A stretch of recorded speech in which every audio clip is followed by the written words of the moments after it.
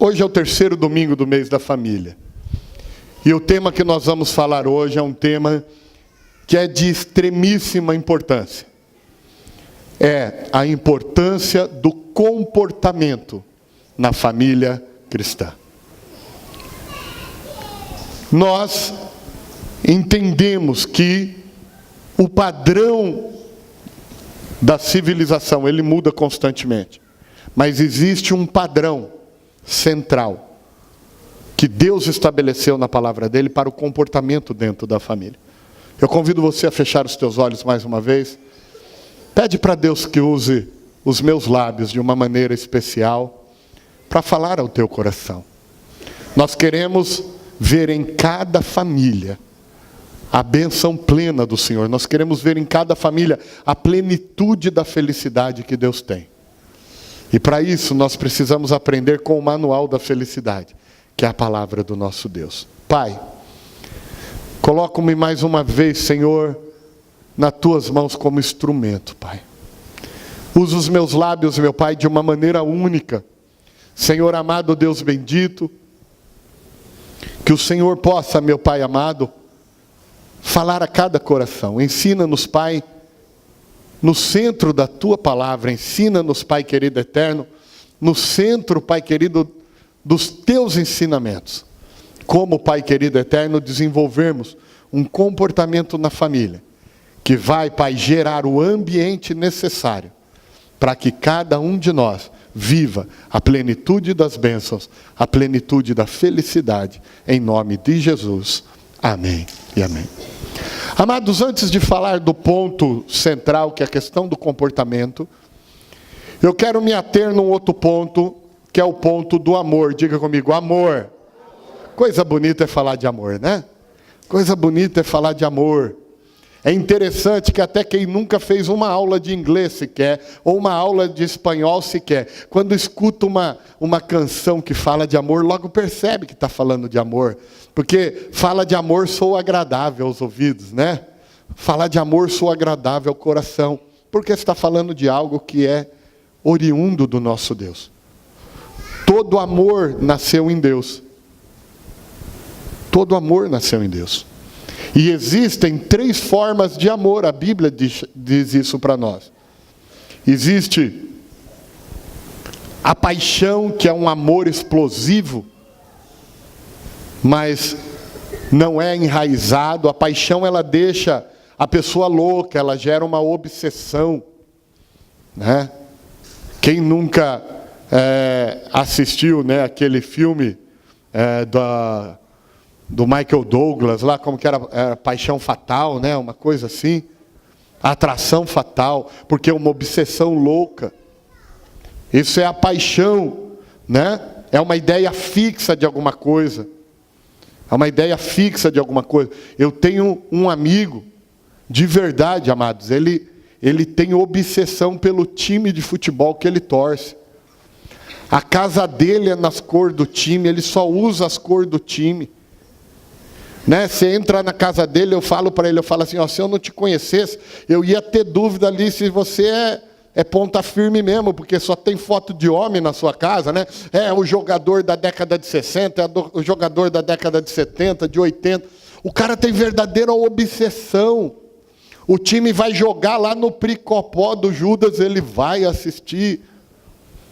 Não casou, amado, porque ele teve uma noiva e a noiva não gostava que ele viajava, ele abriu mão de casar para ir atrás do time.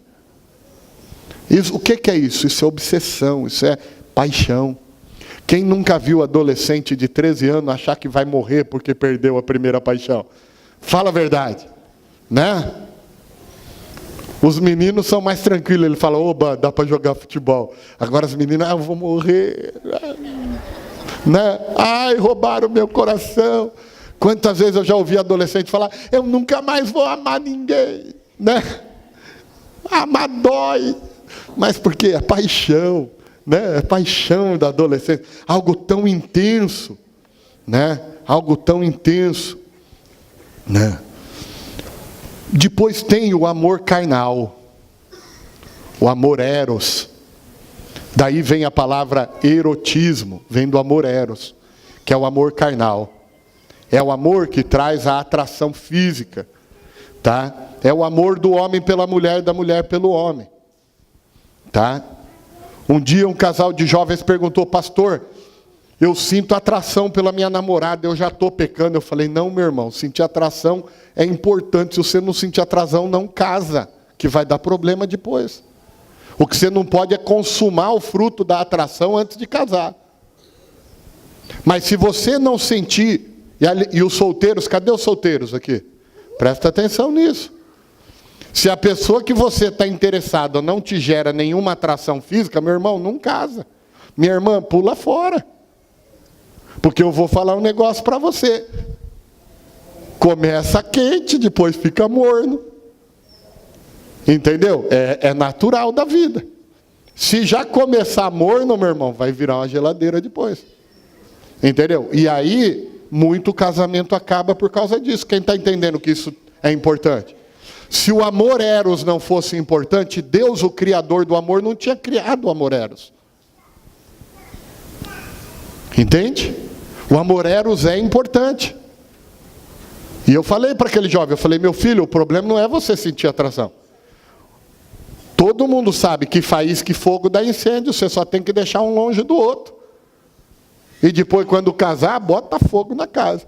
Entendeu? Não tem problema, está na bênção de Deus, vai e faz o que tem que fazer. E o terceiro amor, é o amor que a Bíblia chama do amor cristão, que foi o amor demonstrado por Jesus Cristo, que é o amor ágape. É o amor que se descreve lá em 1 Coríntios 13. Ainda que eu falasse a língua dos homens e dos anjos, se não tivesse amor, nada seria. Seria como um sino que ressoa ou um prato que retine. Entende? É o amor ágape, o amor que não está esperando uma retribuição em troca. Por que é importante, amado? Se eu vou falar de comportamento, por que eu estou falando dos tipos de amor? Porque o primeiro comportamento, preste muita atenção, que tem que ser bem calibrado dentro de uma família, é o comportamento em relação ao amor. Se a gente inverter as bolas da hora de manifestar cada tipo de amor, eu acabo com um casamento, eu acabo com uma família. O primeiro comportamento que tem que estar calibrado dentro de uma família é o comportamento em relação ao amor. Por exemplo, tem pais que ele não têm amor pelos filhos, eles têm verdadeira obsessão. Esses dias eu li um artigo daquela profissional Roseli Saião, gosto muito dos trabalhos dela, eu leio quase todos os artigos dela. E ela estava falando que nós estamos vivendo uma geração de pais tão obcecados pelos teus filhos, que eles fazem muito do que os seus filhos tinham que fazer para poder se desenvolver como ser humano. E atrapalham, e ali ela até fala, estão formando uma geração impossível de se empregar. É uma geração que não consegue lidar com responsabilidade, é uma geração que não consegue lidar com objetivos, é uma geração que não consegue lidar com cobrança, é uma geração que não consegue lidar com metas, é uma geração que não sabe carregar o fardo nas costas, porque os pais carregam tudo pelos filhos. São aqueles pais que invertem a horas do amor, a ordem do amor. Você tem que amar o seu filho, mas se você tiver paixão pelo seu filho, vai dar tudo errado.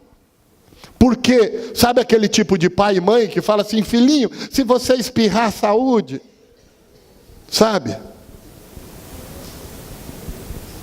Ou então, aqueles pais que andam com 500 mil remédios dentro da bolsa. Para que é isso? Vai que meu filho sente alguma coisa. Crianças criadas dentro de bolhas, em relação a bactérias, em relação a isso, deixa suas crianças comer terra. Tem um estudo científico que criança que come terra é mais inteligente. É sério, tem um estudo científico sobre isso. Entendeu? Deixa a sua criança se desenvolver, querido. Olha que interessante. Quem deu esse exemplo para nós? O próprio Deus. A Bíblia diz que na hora que Jesus vai para a cruz, que ele está lá, ó, pregadão na cruz. A palavra de Deus diz que a dor do pai foi tão grande que ele virou o rosto, ao ponto de Jesus falar: Deus meu, por que me desamparaste? O pai não podia ver o filho passando por aquela dor, mas não livrou o filho da dor, porque aquela dor tinha uma importância futura. Que pais, prestem atenção, tem desafios na vida dos seus filhos que são importantes demais para o futuro deles. De coisa boba dos pais fazer a lição de casa dos filhos. Parece uma coisa boba, mas isso acontece. A viver uma obsessão que a criança tem dificuldade de se relacionar. Amados, o Reinaldo Polito, excelente profissional aí da área da oratória. Participei de uma entrevista com ele numa feira da HSM lá. E ele falando que muitas pessoas que participam dos treinamentos dele para aprender a falar em público como profissional, é porque foram filhos reprimidos pelos pais. Sabe aquele tal da criança criada pela avó, trancada dentro de apartamento? Tem até outro dia, estava um slide na internet lá que eu achei muito interessante. Uma criança com cachecol, luva, falando assim: quem me vestiu foi minha mãe. Né? Aí uma outra parecendo uma múmia de tanto cobertor, quem me vestiu foi minha avó, né? Entendeu?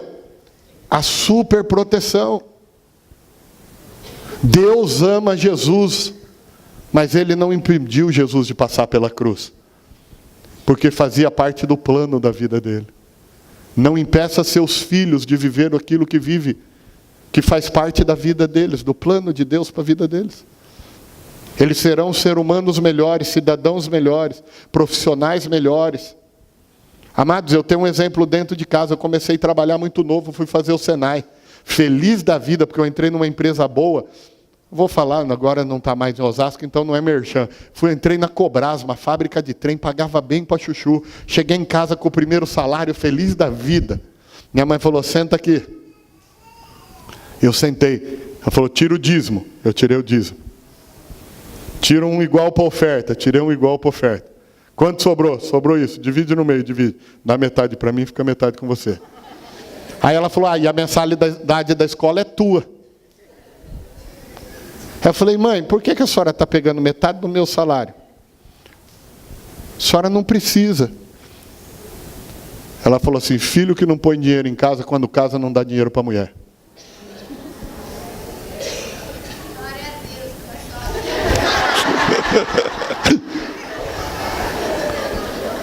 Amados, escuta só. Eu comecei a trabalhar com 14 anos.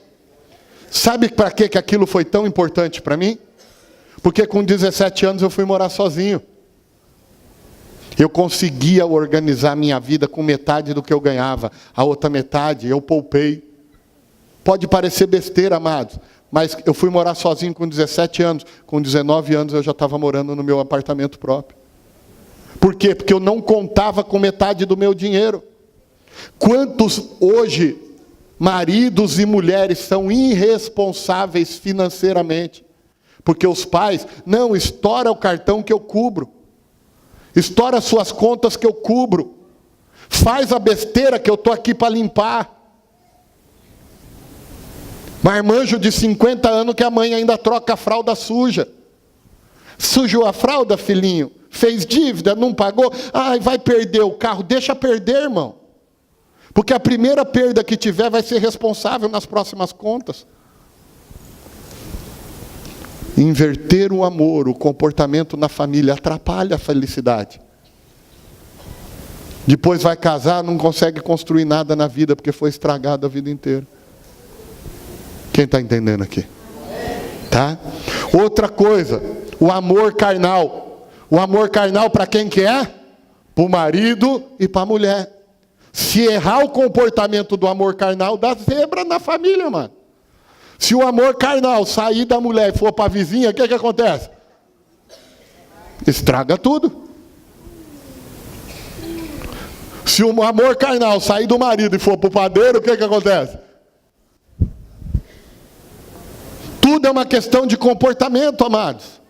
Como é que eu me comporto com cada manifestação de amor que está na palavra de Deus? Quer ver um outro absurdo? Presta atenção. Eu vou falar de forma sutil, porque hoje as crianças estão aqui. Se o amor eros for invertido do cônjuge para os filhos, o que acontece? Não é um dos males da sociedade do dia de hoje? Não é uma das atrocidades que nós temos visto acontecer no dia de hoje? Comportamento. Deus criou o amor, cada um para o seu lugar certo. Cada um no seu lugar certo. Precisamos entender o comportamento, amados, para garantir a felicidade da família. Não podemos ter uma obsessão pela pessoa errada. Não podemos ter o amor eros pela pessoa errada. É reservado para o cônjuge. Entende? É reservado para o cônjuge. E somente a ele. Somente a ele. Agora, o amor cristão. Tem como errar com o amor cristão? Sim ou não? Sim. Se eu chegar na hora lá do vamos ver com a pastora lá, falar, vamos reunir aqui, orar e fazer um clamor.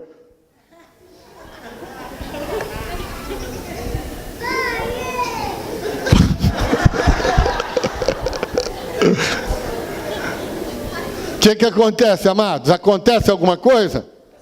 Sim ou não? Até o amor cristão tem hora. Entendeu?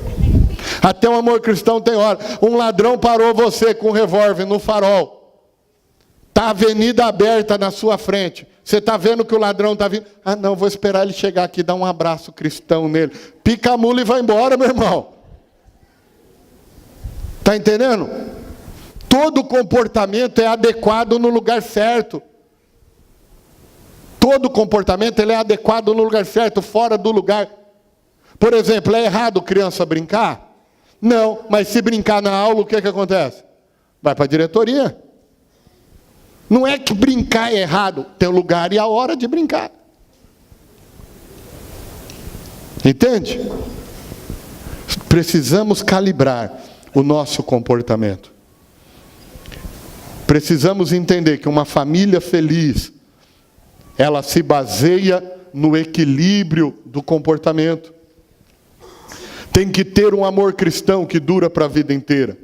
O casamento precisa ter o amor eros. A palavra de Deus diz que é importante. É bênção de Deus, amados, o amor eros para o casamento. Se o seu casamento está uma geladeira, meu irmão, pede para Deus reaquecer o negócio. A palavra de Deus diz que nenhum deve se negar ao outro. Nenhum deve se negar ao outro, porque o vosso corpo não lhe pertence mais, pertence ao cônjuge. Eu li uma pesquisa daquele site, family.com, que é um site pastoral para a família. Amados, ainda bem que a gente vive no Brasil, porque fizeram uma pesquisa que 38% dos casais dos Estados Unidos checa as redes sociais na hora H. As crianças aqui tem que ser muito cuidadosos. Entendeu? Nós precisamos entender isso.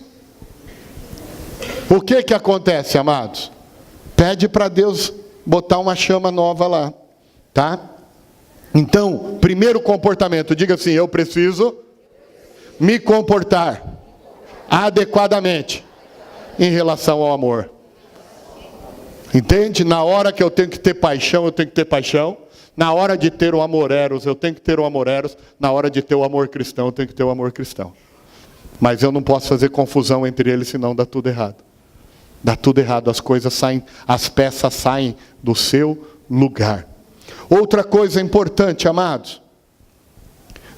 É inadmissível numa família cristã, membros de uma família, dizerem assim, eu te odeio. Em 1 João, no capítulo 4, no verso 20, diz o seguinte, se alguém disser, presta atenção, amados, amo a Deus e odiar a seu irmão, é mentiroso. Pois aquele que não ama o seu irmão, a quem vê, não pode amar a Deus, a quem não vê. Se você está aqui hoje, você tem uma relação tão rachada dentro da tua família, ao ponto de você sentir ódio por alguém da tua família. Você é o privilegiado que está conhecendo a luz. É a luz que ilumina as trevas. Entende? É a luz que ilumina as trevas. Se alguém diz, eu amo a Deus, mas odeio o meu irmão, é mentiroso. Está na Bíblia. Para Deus é inadmissível que haja ódio dentro da família. Pastor, discordância é natural. Você pode discordar das pessoas da tua família, mas você não pode deixar isso crescer dentro de você, ao ponto de se tornar um sentimento como ódio. Como ódio. Porque se houver algo assim, é impossível a bênção de Deus habitar na nossa família. É impossível. Isso é um ladrão da felicidade. A Bíblia chama de mentiroso quem diz que ama a Deus e odeia o próprio irmão. Outro comportamento muito importante. Cadê os sogros e as sogras aqui? Levanta a mão quem é sogro e quem é sogra. Levanta alto, gente. Por que vocês têm medo de falar que é sogro e sogra? Sogro e sogra. Escuta o que a Bíblia diz. Em Gênesis 2:24. Deixará o homem seu pai e a sua mãe, se unirá à sua mulher, e ambos serão uma só carne. O que é para fazer com o pai e a mãe? Qual é o verbo que está aqui? Deixará. Diga comigo, os filhos são flechas. Filho é flecha. Se teu filho ou tua filha resolveu casar, ou ele ficou maduro e quis morar sozinho. Lembra aquela música do Alexandre Pires? Sai da minha aba, sai para lá. Sai da aba do filho. Desgruda um pouco. Não se intromete na vida deles. Esse comportamento é muito importante. Porque é bíblico, amados. É bíblico. É bíblico. Outra coisa, cadê os casais aí? Casais, é impossível um casamento que não tenha briga. Ou discordância. Não estou falando de briga aqui, não é nada, pelo amor de Deus. Isso aí não deve haver em nenhum, pelo amor de Deus. Mas é impossível um casamento que não tenha discordância. Isso é para mim, não está na Bíblia. Isso é conceito Jackson Luvisotto. Um casamento que não tem discordância, um dos dois perdeu o interesse. Porque parou de pensar. É impossível que todo mundo queira comer a mesma coisa ao mesmo tempo. Não ter uma discordância nem dizer, vamos comer uma massa, não vamos comer um churrasco. Se uma pessoa fala, vamos fazer tal coisa, e a outra só fala, sim, bem. Lembra aquele desenho? Sim, bem. Alguém perdeu o interesse no outro. Mas presta atenção. A tua mãe não precisa saber de tudo, está entendendo? Vou falar de novo. Se tem discordância no teu casamento, a tua mãe não precisa saber de tudo. Olha os homens se manifestando. Um grande erro comportamental. Olha bem para mim, amados. Olha bem para mim, porque isso é muito sério. Seus pais te amam.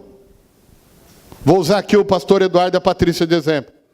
Vamos supor que a Marlene, que está ali atrás, é mãe da Patrícia. O Eduardo e a Patrícia têm uma discordância. Patrícia passa a mão no telefone e conta tudo para a mãe, que é a Marlene aqui no nosso exemplo. Daqui a pouco, ela e o Eduardo fizeram a paz. A mãe está contra o Eduardo.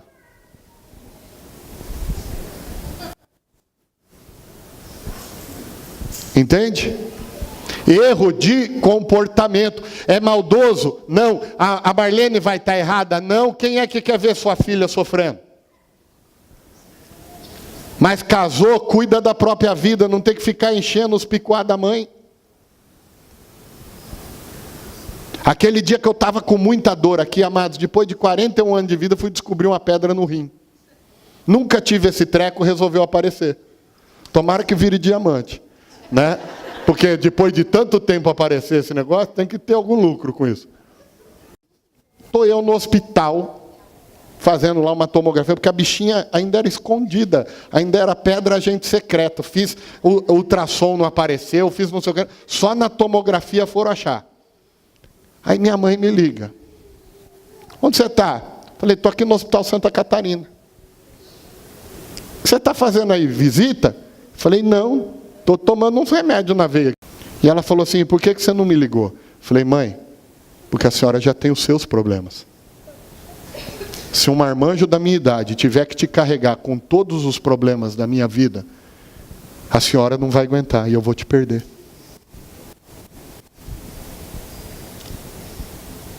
Joga a chupetinha fora, queridinha. Joga a chupetinha fora, queridinha. Às vezes você está diminuindo a vida do teu pai e da tua mãe, de tanto jogar problema nas costas deles. Assuma as tuas responsabilidades. Foi homem para casar, tem que ser homem para aguentar o tranco. Foi mulher para casar, tem que ser mulher para aguentar o tranco. Se está com medo, por que veio? Entendeu? Se não aguentava, pedisse para sair. Entendeu? Se não aguentava, pedisse para sair. Mas quantas pessoas avançadas em idade estão fazendo tratamentos de problemas de saúde, tentando carregar os fardos dos filhos nas costas. Porque os filhos não têm a consciência de ter o comportamento de resolver os seus próprios problemas. É claro, é uma questão de saúde, uma questão séria, aí toda a família tem que se unir em oração, em jejum, em vitória, em apoio. Mas cada briguinha, cada probleminha, mãe, pai, cada vez que você carrega um problema para a vida dos teus pais, você está tirando 2, 3 dias de vida deles. Quem quer que seus pais tenham vida longa? Olha que lindo. Hoje o irmão Francisco veio falar para mim, pastor, ontem foi uma festona, minha mãe fez 80 anos. Fica em pé, minha amada, fica em pé. Completou 80 anos de idade ontem. Vamos aplaudir Jesus. E olha, depois a senhora me conta o segredo de 80 anos ser um fio branco, porque eu estou assustado com a minha barba aqui. A pastora querendo pintar minha barba. Eu falei, não pode, é jejum. Se for pintar, não é jejum, né? Comportamento, quem entendeu, queridos?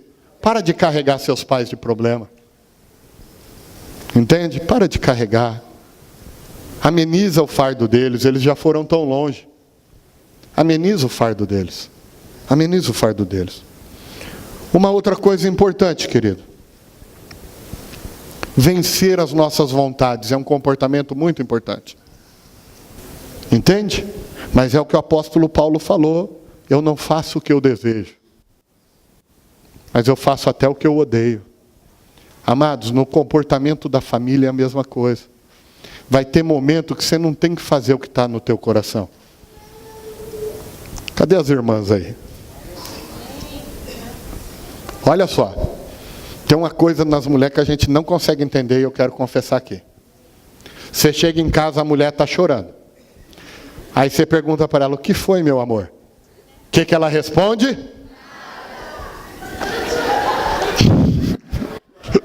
Isso é louco demais, fala para mim. Aí o que o homem faz? Acredita que não é nada. E vai para o banho. A mulher fala o quê? Eu não acredito que você me deixou aqui sozinha se eu estou sofrendo. Mas tu acabou de falar que não é nada, filha de Jesus. E você acreditou?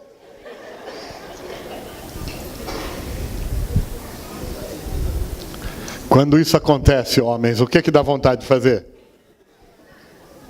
A vaca tá coquinho, não é? Não é o que dá vontade? Falou que não é nada. Nada para mim é algo vazio, né? Algo sem a presença de outra coisa, né? Um vácuo no tempo, é nada. Mas aí o que a gente faz?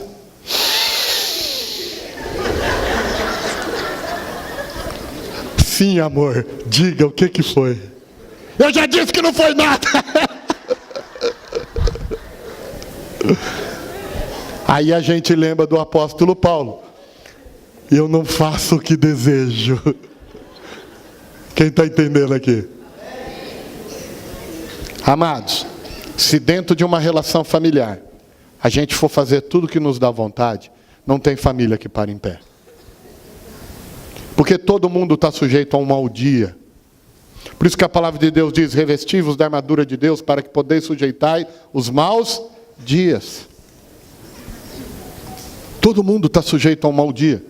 Então é uma questão de comportamento, queridos.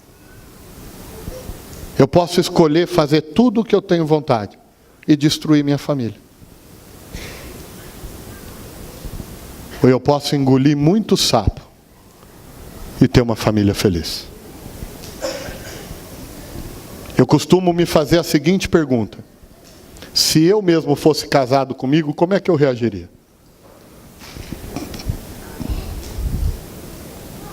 Você já parou para pensar? Se você fosse mãe de você mesmo, como é que você reagiria como mãe?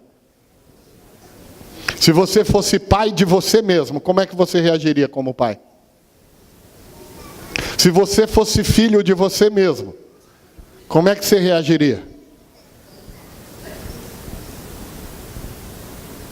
A minha nona dizia o seguinte: veste a sandália do outro antes de fazer alguma coisa.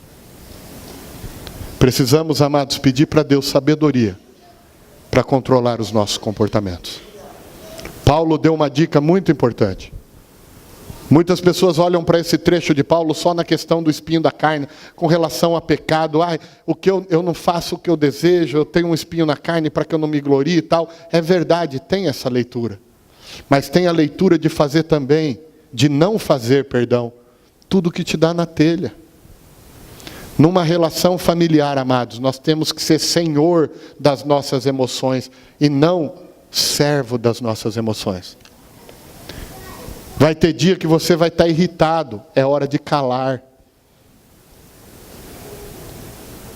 Vai ter dia que você vai estar uma pilha de nervos, é hora de ir para o quarto e se fechar, em nome do bem familiar. Vai ter dia que o seu chefe vai te apurrinhar da hora que você acordou, a hora que você sair do trabalho. Seus filhos não têm culpa disso. Não vá chutar o cachorro.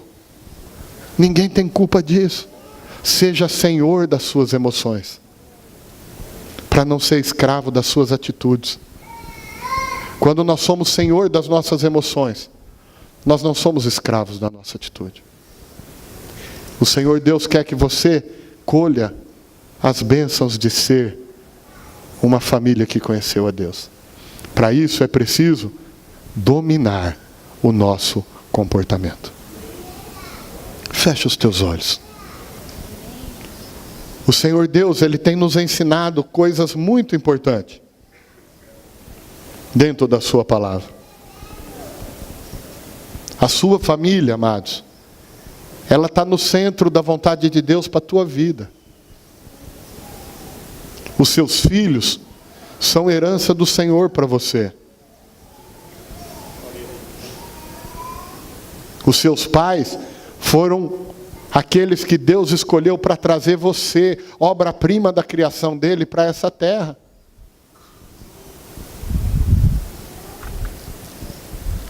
Mas quantas vezes, amados, se dominássemos o nosso comportamento, poderíamos evitar problemas dentro da nossa família?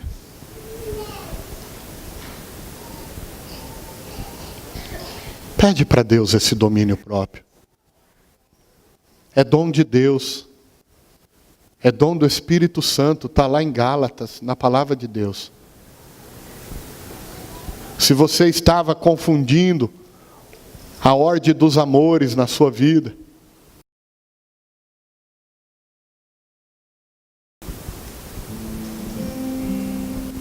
isso pode te atrapalhar muito.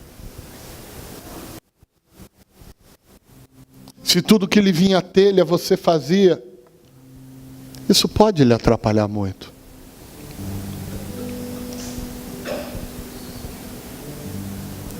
Se você, qualquer problema dentro da sua casa, já joga esse fardo sobre os seus pais, isso pode atrapalhar muito a vida dos seus pais. Se você é pai e qualquer probleminha na vida do seu filho, você já está lá pondo ele dentro de uma bolha, isso pode atrapalhar muito a vida do seu filho. Mas hoje Deus nos ensina a termos um comportamento que vai abrir o espaço e criar um ambiente para a bênção plena, para a plenitude da alegria dentro da nossa família. Pai, obrigado pela tua santa palavra, Pai. É incrível como as Escrituras, Pai, têm orientação para tudo na nossa vida. É incrível, meu Pai, como nós encontramos todas as respostas, até para as perguntas que a gente nem sabe elaborar, Pai. A tua palavra já tem a resposta. Ajude-nos, meu Pai, somos imperfeitos, somos falhos. Somos resultados em boa parte da criação que tivemos. Então ajude-nos, Pai, a alinhar o nosso comportamento, a corrigir se for necessário. De maneira, meu Pai, que nós possamos criar o ambiente adequado, meu Deus, para a felicidade plena da nossa família. Se alguém aqui nessa noite vinha invertendo a ordem, meu Pai querido eterno, e o comportamento dos diferentes amores que há dentro da família, meu Pai, que isso seja corrigido hoje pelo poder do nome de Jesus. Se alguém, Pai, carregava algum trauma por uma inversão dessa no seu passado, que hoje seja liberto disso, Pai, pelo poder do nome de Jesus. Mas dê-nos, meu Pai, sabedoria, porque a tua palavra diz que é com sabedoria que o lar se edifica. Dê-nos inteligência, Pai, porque a tua palavra diz que é com inteligência que ele se firma, Pai. E ajude-nos, meu Pai, a colocar em prática o conhecimento que o Senhor tem nos dado. Porque a tua palavra diz que quando praticamos o conhecimento, aí o lar se enche das coisas prazerosas e deleitáveis, Pai. Então, nesta noite, Pai, nos dê sabedoria, nos dê inteligência, e nos ajude, Pai, a colocar em prática este conhecimento. Nos dê o dom do Espírito do domínio próprio, Pai. Que possamos falar como Paulo, aquilo que eu quero fazer eu não faço. Porque às vezes, Pai, precisamos engolir.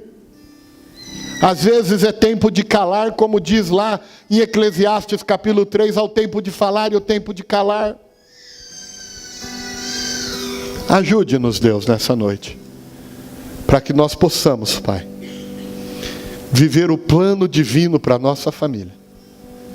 Que nós possamos ter famílias extremamente abençoadas e felizes, Pai, vivendo no centro da tua vontade, Deus, pelo poder do nome de Jesus, para a honra e glória do teu santo nome. Amém.